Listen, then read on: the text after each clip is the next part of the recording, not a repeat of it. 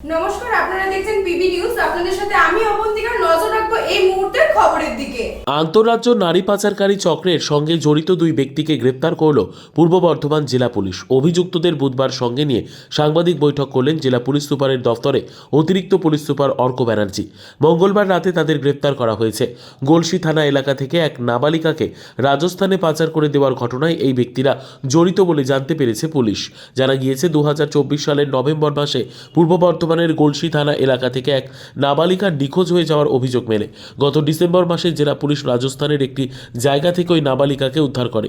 এই ঘটনায় রাজস্থানের পোশালিয়া গ্রাম থেকে রমেশ কুমার নামে এক ব্যক্তিকে গ্রেপ্তার করে পূর্ব বর্ধমান জেলা পুলিশ। এরপর রমেশকে হেফাজতে নিয়ে জিজ্ঞাসাবাদ করে 3 জনের নাম জানতে পারে পুলিশ। তাদের মধ্যে মঙ্গলবার রাতে 2 জনকে গ্রেপ্তার করা হয়েছে। তাদের নাম রমেশ মিনা ও রহিম শেখ ওরফে খোকন। অন্যজনের খোঁজ চলছে। পুলিশ জানিয়েছে 2023 সালে 11 নভেম্বর গলসি থানা এলাকায় বাড়ি থেকে নিখোঁজ হয় এই নাবালিকা। একটি 17 বছরের নাবালিকা মেয়ে বাড়ি থেকে কাউকে না জানিয়ে নিখোঁজ হয়ে যায় বলে পরিবারের তরফে অভিযোগ দায়ের হয় গলসি থানায়।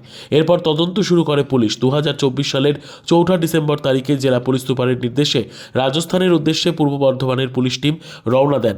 পালরি এম থানার সহায়তায় যোধপুর স্টেশন থেকে 200 কিলোমিটার দূরে অবস্থিত পোশালিয়া গ্রাম থেকে নাবালিকাকে উদ্ধার করা হয়।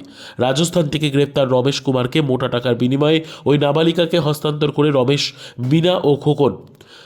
রমেশ কুমারের সঙ্গে তাদের প্রায় 2,10,000 টাকার রফা হয়েছিল বলে জানতে পেরেছে পুলিশ। রমেশ নাবালিকাকে নিয়ে রাজস্থানে চলে যায়। সেখানেই নাবালিকাকে আটকে রেখেছিলেন রমেশ।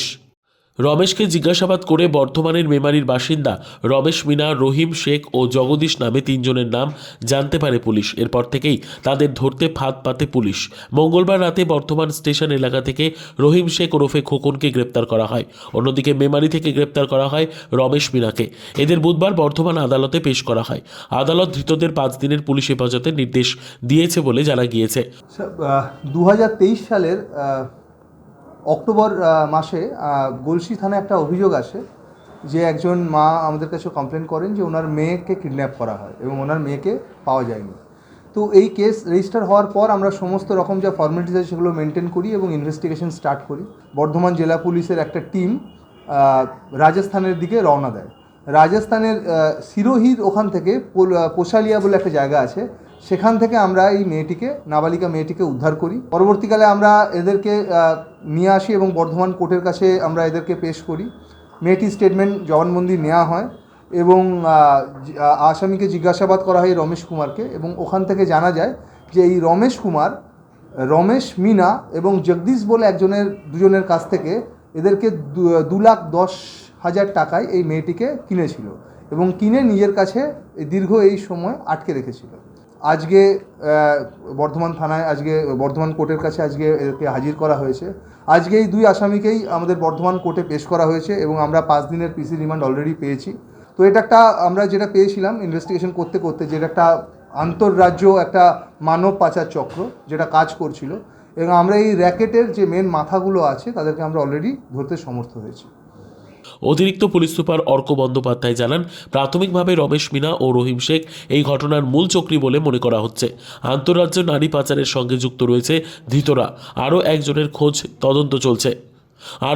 খোঁজে তদন্ত চলছে। পুরো ঘটনার তদন্ত করছে police. Bureau report, PB news. Annapurna medical hall, chemist and druggist. এখানে সকল প্রকার ওষুধ পাওয়া যায়। নবাবহাট মোড়, পূর্ব বর্ধমান। যোগাযোগ করুন 6295528655 অথবা 7602347696।